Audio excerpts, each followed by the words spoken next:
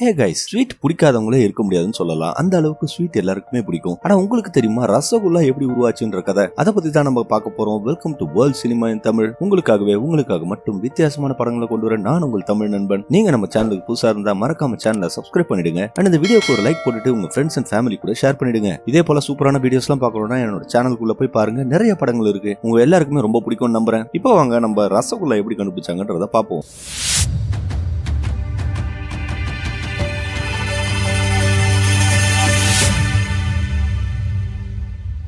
படத்தோட ஆரம்பத்துல நமக்கு நோபின் சந்திரதாஸ் அப்படின்ற ஒரு சின்ன பையனை காட்டுறாங்க. அவன் ஒரு ஸ்வீட் ஸ்டால்ல ஸ்வீட்ஸ் எல்லாம் செய்யறத பார்த்துட்டு அப்போ அந்த ஊருக்கு வழிபோக்கனுங்க சில பேர் வராங்க. அவங்க பாட்டு பாடிட்டு டான்ஸ் ஆடினதும் இவன் அதுல இன்ட்ரெஸ்ட் ஆகி அவங்க பின்னாடியே போக ஆரம்பிக்கிறான். அப்போ அந்த குரூப்ல இருந்த ஒருத்தர் நோபன் கிட்ட தங்களுக்கு ஏதாவது சாப்பிடறதுக்காக கொடுக்கறதுக்கு கேட்கறாரு. நோபனுக்கு கொடுக்கறதுக்கு எதுவும் இல்லாததுனால அவன் பக்கத்துல இருந்த ஒரு வயல்ல போய் களிமண்ல ஒரு உருண்டையா புடிச்சு அந்த ஆளுக்கு கொடுக்குறான். அந்த ஆளும் அதை வாங்கிட்டு ரொம்ப சந்தோஷமா நோபனை பார்த்து நீ மத்தவங்களுக்கு சாப்பாடு கொடுக்கறதுக்காகவே பிறந்தவன் அப்படின்னு சொல்லி பாராட்டுறாரு. அந்த சீன் கட் ஆகி பல வருடங்கள் கழிச்சு காட்டும் போது நோபன் இப்ப பெரிய பையனா வளர்ந்துறான். அவன் தன்னோட மாமா நிதின் அப்படிங்கிறவரோட ஃபேமிலி ஃபங்க்ஷனுக்கு சாப்பாடு செஞ்சுட்டு இருக்காங்க. நோபனோட அப்பா சின்ன வயசுல இறந்துட்டதுனால அவனும் அவங்க அம்மாவும் அவங்க மாமாவோட வீட்டுல தான் வாழ்ந்துட்டு இருக்காங்க. நோபன் அந்த ஃபங்க்ஷன்ல வித்தியாசமான டிஷ் ஒன்று செஞ்சு கொடுக்கும்போது அங்க இருக்கிறவங்க எல்லாருமே அதை சாப்பிட்டுட்டு ரொம்ப நல்லா இருக்குன்னு பாராட்டுறாங்க. அந்த சாப்பாடை சாப்பிட்டவங்க ரொம்ப நல்லா இருக்குன்னு சொல்லி நிதின் கிட்ட அந்த சாப்பாடை சமைச்சவனை பாராட்டிட்டு அவனுக்கு ஏதாவது டிப்ஸ் கொடுக்கலாம்னு சொல்லி நிதின் கிட்ட அவன் யாருன்னு கேட்கும்போது அந்த நேரத்துல நிதின் வேற ஒருத்தனை கூட்டிட்டு இவன் தான் செஞ்சான்னு சொல்றாரு. அவங்களும் இந்த ஆளுக்கு டிப்ஸ் கொடுத்துறாங்க. இதை பார்த்து நோபனுக்கு மனசு ரொம்பவே கஷ்டமாயிடுதுங்க. ஏன்னா அந்த டிஷ்ஷை கஷ்டப்பட்டு செஞ்சதே அவன் தானே. அந்த ஃபங்க்ஷன் முடிஞ்சனோ கோவமான நோபன் அவங்க மாமா கிட்ட ஏன் இப்படி செஞ்சாருன்னு கேட்டுட்டு இருக்கும்போது அதுக்கு நிதின் நம்மளோட குடும்பத்துல யாரும் சமையல்காரங்க கிடையாது, அதை வெளியே சொல்லிக்கிறதுக்கு அவரு ரொம்பவே வெக்கப்படுறாரு. ஆனா நோபனுக்கு தான் ஒரு ஸ்வீட் கடை வைக்கிறதுக்கு ஆசைன்னு சொல்லி அங்கிள் கிட்ட சொல்லிட்டு இருக்கான். இதை கேட்ட நிதினும் ரொம்ப கோபமாகி அப்படி ஒரு விஷயம் மட்டும் நடந்தா நோபனும் அவங்க அம்மாவும் இந்த வீட்டை விட்டு வெளியே போக வேண்டியதுதான், இந்த குடும்பத்துக்கும் உங்களுக்கும் எந்த சம்பந்தமும் கிடையாது அப்படின்னு சொல்லிட்டு திட்டவட்டமா சொல்லிடுறாருங்க. இதனால கடுப்பான நோபனும் அவங்க அம்மா எவ்வளவு சொல்லியும் கேட்காம அந்த வீட்டை விட்டு வெளியே போயிடுறான். அடுத்த நாள் காலையில நோபன் அங்க இருக்கிற ஒரு ஸ்வீட் ஸ்டால்ல வேலைக்கு சேர்றான். அது காளிதாஸ் இந்திரா அப்படின்ற ஒருத்தருக்கு சொந்தமான ஸ்வீட் ஸ்டால். அந்த ஸ்வீட் ஸ்டால்ல நோபன் கூட மகேஷ் அப்புறம் ஹேமந்த் அப்படின்னு 2 பேர் வேலை செய்யறாங்க. ஆனா காளிதாஸ் நோபனை ஸ்வீட் எல்லாம் செய்ய அனுமதிக்கல. அங்க இருக்கிறவங்களுக்கு ஒரு ஹெல்ப்பரா வேலை செய்ய சொல்லி நோபனை சொல்றாரு. அந்த நேரத்துல ஹேமந்த் ஒரு ஸ்வீட் செஞ்சுட்டு இருக்கும்போது நோபன் அதுல பிளேவருக்காக காஞ்ச திராட்சை வைக்க சொல்லி கேட்கும்போது அதெல்லாம் அவனால வைக்க முடியாது அப்படின்னு சொல்லிடுறான். ஆனா மகேஷ் நோபனுக்கு ஃபுல்லா சப்போர்ட் பண்றாரு. அவனுக்கு என்ன தோணுனாலும் அதை செய்ய சொல்லி அவரு சொல்லிட்டு இருக்காரு. அதுக்கப்புறம் நோபன் அந்த ஸ்வீட் ஸ்டால பாத்துட்டு இருக்கும்போது கிரோத்மினி தேவி அப்படின்ற ஒரு அழகான பொண்ணு அந்த ஸ்வீட் ஸ்டால்குள்ள ஓடி வந்து ஒளிஞ்சுக்கிறா. யார் நீ, எதுக்கு கடைக்குள்ள வந்த அப்படின்னு நோபன் கேட்டுட்டு இருக்க நேரத்துல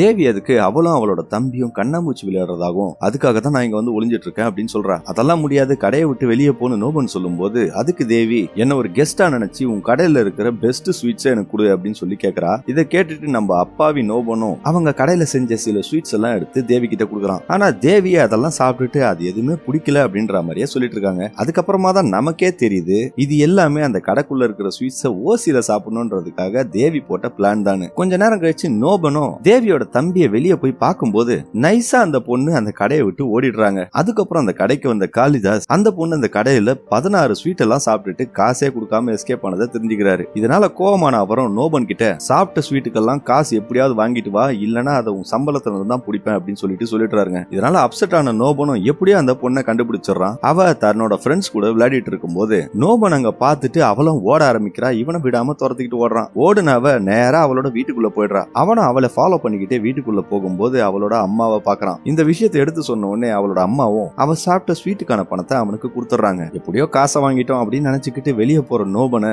தேவி ஃபாலோ பண்ணி பிடிச்சி அவன் கையை கடிச்சு அந்த காசை பிடிங்கிடுறா. அது மட்டும் இல்லாம அந்த ஸ்வீட் எல்லாம் நல்லாவே இல்ல, அதுக்கு எது காசுன்னு சொல்லிட்டு நோபன் கிட்ட அவளுக்கு ஒரு சூப்பரான ஸ்வீட்டை செஞ்சு தர சொல்லி அது வெள்ளையா உருண்டையா இருக்கணும், வாயில போட்டா அப்படியே உருகணும்னு சொல்லி நோபன் கிட்ட சொல்லிட்டு அதுக்கு ரசகுல்லான்னு ஒரு பேரையும் வச்சு அப்படிப்பட்ட ஒரு ஸ்வீட்டை எனக்கு செஞ்சு கொடு, அப்பதான் நான் காசு கொடுப்பேன்னு சொல்லிடுறா. இதை கேட்டுட்டு நோபனும் அப்படிப்பட்ட ஸ்வீட்டை நம்ம எப்படியாவது கண்டுபிடிச்சாவணும் முடிவு எடுத்துட்டு அந்த வீட்டை விட்டு கிளம்பிடுறாங்க. அடுத்த நாள் நோபன் மகேஷ் கிட்ட கொஞ்சம் சீஸும் சர்க்கரையும் கேட்டு வாங்கிட்டு தேவி சொன்ன அந்த ஸ்வீட்டை செய்யறதுக்கு ட்ரை பண்றாங்க. அது போலவே அவன் அதை உருண்டையா உருட்டிட்டு எண்ணெயில போட்டு கொதிக்க வைக்கும் போது அது எண்ணெயில அப்படியே பீஸ் பீஸா சதுரிடுதுங்க. அவன் அதை செஞ்சுட்டு இருக்கும்போது காளிதாஸ் அங்க வந்துடுறாரு. அவன் அதுக்காக நிறைய எண்ணெயும் விலை அதிகமான பொருளை எல்லாம் வேஸ்ட் பண்ணதை பார்த்த காளிதாஸுக்கு செம்ம கோமாகி அவனை பிடிச்சி ஏன் இதெல்லாம் வேஸ்ட் பண்ணிட்டு இருக்க அப்படின்னு சொல்லி திட்டிட்டு இருக்கும்போது நோபனும் அவர்கிட்ட கிட்ட எவ்வளவு சொல்லி பாக்குறான், ஆனா அவர் கேக்குற மாதிரி தெரியலங்க. கோவத்துல அவரு நோபனை கன்னத்துல அரைஞ்சிடுறாரு. அடுத்த நாள் நோபன் ஒரு பெரிய பங்களால இருக்கிற மாதிரி காட்டுறாங்க. அவங்க கிட்ட அவங்க வீட்டு ஃபங்க்ஷனுக்கு ஒரு ஸ்வீட் செய்ய சொல்லி கேக்குறாங்க.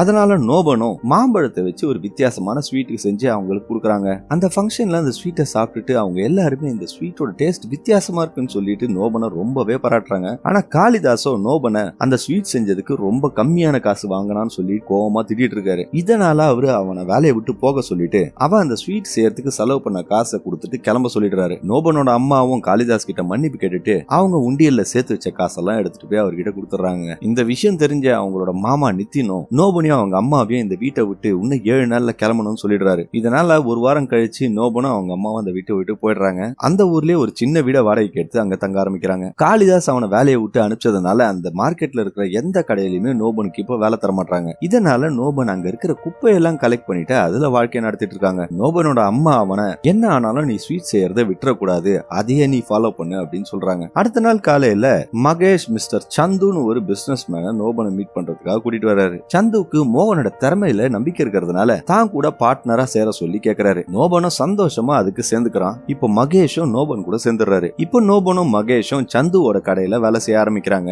அந்த நேரத்துல ஒரு கஸ்டமர் தன்னோட மகனோட கல்யாணத்துக்கு ஸ்வீட் செய்யறதுக்கு சந்து கிட்ட அட்வான்ஸ் பணத்தை கொடுக்கறாரு. ஆனா நோபனுக்கும் மகேஷுக்கும் அந்த ஆர்டர் பத்தின எந்த ஐடியாவும் கிடையாது. சந்துவும் அந்த காசு எடுத்துக்கிட்டு அந்த கடையை விட்டு ஓடிடுறாருங்க. அடுத்த சீன்ல தேவி ஒரு பெரிய ஸ்வீட் கடையோட ஓனரோட பேத்திங்கிறதுனால நோபனோட குடும்பத்துல இருந்து அவளை வரன் கேட்டு வராங்க. ஆரம்பத்துல அவளுக்கு கல்யாணம் பிடிக்காதனால கோமா அவரா, அதுக்கப்புறம் மாப்பிள்ளையோட பேரு நோபன் தான் அப்படின்னு கேட்ட உடனே அவளை அதுக்கு சம்மதிச்சிடுறாங்க. கொஞ்ச நாளுக்கு அப்புறம் அவங்க 2 பேருக்கும் கல்யாணம் ஆயிடுது. அவங்களும் வாழ்க்கைய வாழ ஆரம்பிக்கிறாங்க. அவங்களோட ஃபர்ஸ்ட் நைட் அன்னைக்கு கூட நோபன் தேவி கேட்ட அந்த ஸ்வீட்டை செய்யறதுக்காக ட்ரை பண்ணிட்டு இருக்கான். ஆனா அது சுத்தமா வரவே இல்லைங்க. அதே போலவே எண்ணெயில அப்படியே உருகிடுது. அடுத்த நாள் காலையில சந்துவோட கடைக்கு வர நோபன் அந்த கடைக்கு முன்னாடி பெரிய கூட்டம் இருக்கிறத பார்த்துட்டு என்னதான் விஷயம்னு பார்த்தா தன்னோட மகனோட கல்யாணத்துக்காக அட்வான்ஸ் கொடுத்தாருல ஒருத்தர், அவரு இவங்க எந்த ஸ்வீட்டும் செஞ்சு கொடுக்காதனால இவங்க ஏமாத்திட்டாங்கன்னு சொல்லி அங்க கத்திக்கிட்டு இருக்காரு. ஆனா நோபனுக்கும் மகேஷுக்கும் இந்த விஷயத்தை பத்தி ஒண்ணுமே தெரியாதுங்க. அதுக்கப்புறம் தான் இவங்களுக்கே தெரிய வருது சந்து அந்த காசை எடுத்துக்கிட்டு ஊரை விட்டு ஓடி போய் ஜாலியா செலவு பண்ணிட்டு இருக்கான்னு.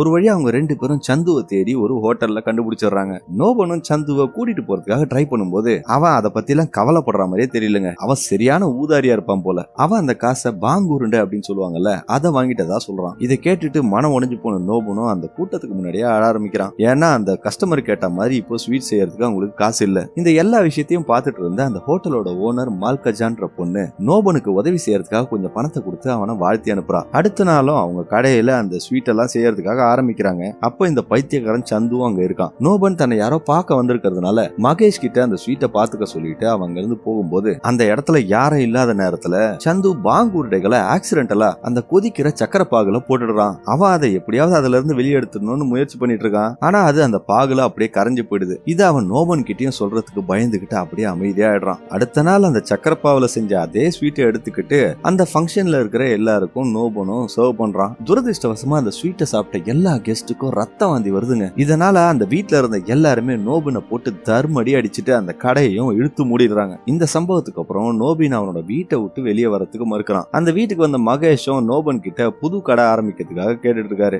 தன்னோட கணவர் இப்ப ரொம்ப டிப்ரெஷன்ல இருக்கிறதுனால தேவியும் அவனுக்கு உதவுறதுக்காக தன்னோட நகையெல்லாம் கொடுத்து புது கடை ஆரம்பிக்க சொல்லி கேக்குறான். தேவி பண்ண என்கரேஜ்மெண்ட்னால இப்ப நோபன் எப்படியோ ஒரு கடை ஆரம்பிச்சிடுறாங்க. அதுவும் காளிதாஸோட கடைக்கு எதிர்க்கவே ஆரம்பிக்கிறான். 1 வருஷமும் போயிடுது. ஆனா நோபனோட கடைக்கு கஸ்டமர்ஸ் எல்லாம் நிறைய பேர் வந்த மாதிரி தெரியல. இது ஏன்னா அவன் எல்லா நாளுமே ரசகுல்லா செய்யறதுக்கே ட்ரை பண்ணிட்டு இருக்கான். இதனால அவன் மத்த ஸ்வீட் செய்யறதையே மறந்துடுறான். கடை சரியா போகாததுனாலையும் ஏற்கனவே இவங்க வாங்கின கடன்னால குடும்பம் மூழ்கிட்டு இருக்கிறதையும் பார்த்த தேவி நோபனை சோம்பேறின்னு சொல்லி தேவி சண்டை போடுறான். இது நோபனை வெறும் கோவம் மட்டுமே படுத்துறதுனால அந்த வீட்டை விட்டு வெளியே போய் அவன் சில சாமியாருங்க கூட சேர்ந்து பாட்டு பாடிக்கிட்டே வெள்ளக்காரங்க இருக்கிற ஒரு மாளிகைக்கு போயிடுறான். அங்க இருந்த ஒரு ஃபாரினர் மிஸ்டர் பாலோ அப்படிங்கிறவரு நோபனோட பாட்டு பாடுற திறமையை பார்த்து ரொம்பவே இம்ப்ரெஸ் ஆயிடுறாரு. இதனால அவர் செஞ்ச ஒரு கேக்க நோபனுக்கு கொடுக்கும்போது அதை சாப்பிடும் போது நோபனுக்கு அது ரொம்ப சாஃப்டா இருக்கிறத பார்த்துட்டு ஆச்சரியமாகி அதை அவரு எப்படி செஞ்சாருங்கிறத அவர்கிட்ட கேக்குறான். பாலோவும் நோபனுக்கு அந்த கேக்கை எப்படி செஞ்சாருங்கிற மொத்த ரெசிபியும் காட்டுறாரு. இதை பார்த்த உடனே நோபனுக்கு ஐடியா வந்து இதே போலவே அவன் ரசகுல்லாவே செய்யறதுக்கு முடிவெடுக்கிறான். அதே நைட்டு நோபன் வீட்டுக்கு வந்து அவங்க அம்மா கிட்டயும் தேவி கிட்டயும் வீட்டை விட்டு போனதுக்கு மன்னிப்பு கேட்கறான். அதுக்கப்புறம் அவன் மகேஷ் கூட சேர்ந்து இப்ப அவன் கத்துக்கிட்ட அதே ரெசிபியை ரசகுல்லா செய்யறதுக்கும் அப்ளை பண்றான். அவனோட இந்த முயற்சி அவனுக்கு பலன் அளிக்குது. ஒரு வழியா இப்ப அவன் ரசகுல்லா உருண்டைகளை செஞ்சிடுறான். அதை அவன் தேவிக்கு கொடுத்து ட்ரை பண்றதுக்காக அவங்க 2 பேரும் முதல் சந்திச்ச அதே இடத்துக்கு போய் தேவிக்கு அந்த ஸ்வீட் அவன் கொடுக்கறான். அதை சாப்பிடுற தேவியும் ரொம்ப சந்தோஷமாகி அவ கேட்ட எல்லா குவாலிட்டிஸுமே அந்த ஸ்வீட்ல இருக்கு அப்படின்னு சொல்லி ரொம்ப பாராட்டுறா. இப்போ அவன் ஃபேமிலியில இருக்கிற எல்லாருக்குமே அந்த ரசகுல்லா ரொம்பவே பிடிச்சு போயிடுது. அவன் அதை நிறைய செஞ்சு அவன் கடையில விற்பனைக்காக வச்சிடறான். ஆனா அவனோட பேட் லக் அவன் கடைக்கு யாருமே வர மாதிரி தெரியலங்க. ரொம்ப நேரம் கழிச்சு ஒரு அப்பாவும் பையனும் அந்த கடைக்கு வந்து நோபன் கிட்ட ஏதாவது குடிக்கிறதுக்கு கேக்குறாங்க. அந்த நேரத்துல நோபன் தண்ணி குடுக்கறதுக்கு பதிலா அவ செஞ்ச ரசகுல்லாவை அவங்க கிட்ட கொடுத்து தண்ணி குடிக்கிறதுக்கு முன்னாடி இதை சாப்பிட்டு பாருங்க அப்படின்னு சொல்றான். இதை கேட்ட அந்த பையனும் அந்த ரசகுல்லாவை சாப்பிட்டு ரொம்பவே பிடிச்சு போய் அவங்க அப்பாவையும் சாப்பிட்டு பார்க்க சொல்றான். அவருக்கும் அந்த ஸ்வீட் ரொம்பவே பிடிச்சு போயிடுறதுனால அந்த கடையில இருந்த எல்லா ரசகுல்லாவையும் அவங்களே வாங்கிடுறாங்க. இந்த விஷயம் அப்படியே அந்த ஊர் முழுக்க பரவி நோபனோட ரசகுல்லா அந்த ஊர்ல ரொம்பவே ஃபேமஸ் ஆயிடுதுங்க. அவன் இப்போ அவனோட கஷ்டமான காலத்துல அவனுக்கு உதவி செஞ்சவங்க எல்லாரையும் சந்திச்சு அவன் கண்டுபிடிச்ச ரசகுல்லாவை அவங்களுக்கு கொடுத்து ரொம்பவே சந்தோஷப்படுறான். அது மட்டும் இல்லாம நோபன் அந்த ரெசிபியை அங்க இருக்கிற எல்லா ஸ்வீட் கடைக்காரங்களுக்கும் சொல்லித்தரான். அடுத்த சீன்ல நம்ம காளிதாஸ் நரித்தனமா ஒரு பேட்டன் ரெஜிஸ்டர் பண்ற அம்ரித்லால் அப்படிங்கிறவரை கூப்பிட்டு அந்த ரசகுல்லாவை அவரோட பேர்ல பேட்டன் பண்ண சொல்லி கேட்கும்போது அந்த நேரத்துல அந்த இடத்துக்கு அவரோட வேலைக்காரன் ஒருத்தர் ரசகுல்லாவை எடுத்துட்டு வந்து நோபன் தான் இந்த ரசகுல்லாவை செய்யறதுக்கு எனக்கு சொல்லி கொடுத்தான் அப்படின்னு சொல்றதை கேட்ட அம்ரித்லால் இது இந்த ஆளோட ரெசிபி இல்லைன்னு தெரிஞ்சுக்கிட்டு அவர் நேரா நோபனோட மனைவியை பார்த்து பேசுறாரு. இத பத்தி நோபன் கிட்ட பேச சொல்லி தேவி அவரு கேட்டுக்கிறாரு. இந்த ஐடியாவை கேட்ட நோபனும் இந்த ரெசிபி எல்லாருக்கும் கிடைக்கணும்னு சொல்லி தேவி கிட்ட சண்டை போடுறான். இதனால தேவியும் கோச்சிக்கிட்டு அவங்க அம்மா வீட்டுக்கு போயிடுறாங்க. நாட்களும் செல்ல ஆரம்பிக்குது. நோபனும் ஒரு நாள் தன்னோட முன்னாள் ஓனர் காளிதாஸோட கடைக்கு போய் அவன் செஞ்ச ரசகுல்லாவை அவரை ட்ரை பண்ண சொல்றான். ஆரம்பத்துல அதை சாப்பிடுறதுக்கு மறுக்கிற காளிதாஸும் நோபன் ரொம்ப கெஞ்சி கேட்டுக்கிட்டதுனால அதை அவரு சாப்பிட்டு ட்ரை பண்றாருங்க. அதோட டேஸ்ட் அவருக்கு கண்ணுல ஒரு ஆனந்த கண்ணீரைய வர வச்சிடுதுங்க. அவரு நோபனை தரக்குறைவா நடத்தினதை சொல்லி மன்னிப்பு கேட்டுட்டு அவரு அந்த ரசகுல்லாவோட ரெசிபியை நோபன் கிட்ட கேட்கும்போது நம்ம நோபன் ரொம்ப நல்லவங்கிறதுனால காளிதாஸ்க்கு அந்த ரெசிபியும் சொல்லிடுறான். அடுத்த சீன்ல நோபனோட கடைக்கு வந்த ஒரு பிச்சைக்காரன் அவனுக்கு ரொம்ப பசிக்குதுன்னு சொல்லிட்டு ஏதாவது சாப்பிடுறது கேக்குறாங்க. நோபனும் அந்த பிச்சைக்காரனை கடைக்குள்ள கூட்டிட்டு போயிட்டு அவனுக்கு சாப்பாடும் போட்டு ரொம்ப சந்தோஷப்படுறான். அதுக்கப்புறம் தான் நமக்கு அந்த பிச்சைக்காரன் யாருங்கிறது தெரிய வருது. அவன் வேற யாரும் இல்ல, நோபன் தர்ம அடி வாங்கறதுக்கு காரணமான சந்து தான் அந்த பிச்சைக்காரன். ஒரு வழியா சந்துவும் அன்னைக்கு அந்த ஸ்வீட்ல பாங்குருடைகளை தவறுதலா நான் தான் போட்டேன்னு சொல்லி ஒத்துக்கிறான். அப்போ அதை சொல்றதுக்கு அவனுக்கு தைரியம் இல்லைன்னு நோபன் கிட்ட அவன் சொல்றான். இதை கேட்டுட்டு நோபன் கோவம்லாம் எதுவுமே படாம அன்னைக்கு அவன் செஞ்ச ஸ்வீட்டை ஞாபகம் வச்சுக்கிட்டு அதுக்கு வைகுண்ட கங்குலின்னு பேர் வைக்கிறான். ஏன்னா சந்துவோட உண்மையான பேரு அதுதான். அவன் அந்த ஸ்வீட்டை செஞ்சுட்டு தன்னோட மனைவி தேவிக்கு அதை கொடுத்து சாப்பிட சொல்லும் போது ஆரம்பத்துல தேவி அவன் கிட்ட பேசுறதுக்கு மறுத்தாலும் கொஞ்ச நேரம் கழிச்சு அவன் கொடுத்த ஸ்வீட்டை அவளும் ட்ரை பண்ணி பாக்குறா. அதோட டேஸ்ட்ல அவ சந்தோஷமாகி நோபனையும் மன்னிச்சிடுறா. படத்தோட கிளைமேக்ஸ்ல தேவி அந்த ஸ்வீட் வைகுந்த கங்குலி அதோட ரெசிபியை கேட்கும் போது அதுக்கு நோபன் அது அன்பால மட்டும்தான் செய்ய முடியும்னு சொல்றான். அப்படியே படத்தையும் முடிக்கிறாங்க. இதுதாங்க ரசகுல்லா உருவான ஸ்டோரி. இந்த வீடியோ உங்களுக்கு பிடிச்சிருக்கும் நம்புறேன். கண்டிப்பா இந்த வீடியோக்கு ஒரு லைக் போட்டுருங்க. இதே போல சூப்பரான வீடியோஸ் எல்லாம் பார்க்கணும்னா என்னோட சேனலுக்கு சப்ஸ்கிரைப் பண்ணி உள்ள போய் பாருங்க. மீண்டும் இதே போல ஒரு சூப்பரான வீடியோவோட உங்களுக்கு கூடிய விரைவில் சந்திக்கிறேன். அதுவரை உங்களிடமிருந்து விடைபெறுவது உங்களுக்காக மட்டும் வித்தியாசமான படங்களை கொண்டு வர நான் உங்கள் தமிழ் நண்பன். நன்றி, வணக்கம்.